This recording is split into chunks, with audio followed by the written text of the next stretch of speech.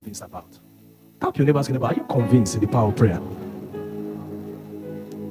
Ask another person, are you sure about the power of prayer? If you are sure, prayer meeting will be your favorite place. That's where you meet all your friends.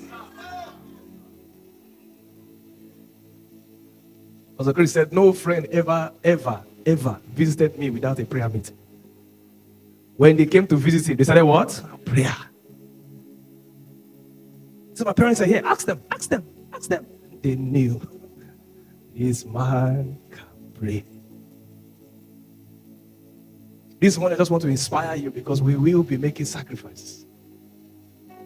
And this is fuel. Everybody needs fuel to run. And the word of God is that fuel. James chapter 5 from verse 17. 1, 2, go. Elias was a man subject to like passions as we are. And he prayed earnestly that it might not rain. And it did not rain on the earth for the space of 3 years and 6 months. Verse 18. 1, 2, go.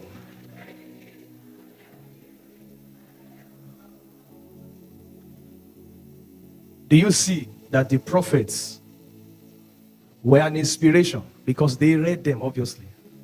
Were an inspiration to the New Testament saints, such that they kept making reference to the things that they did.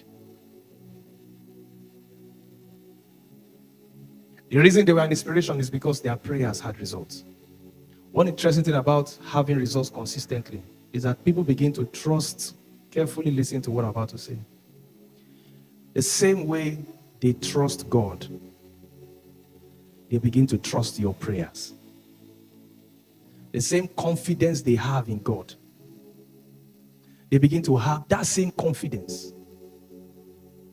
If this man prays, I don't know about anybody else, but if this person prays, God will hear.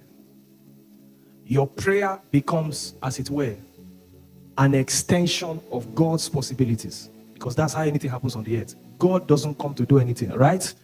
It's through prayers and praying men that anything is done. So nobody needs to call to God to solve certain problems, especially when it has to do with demons.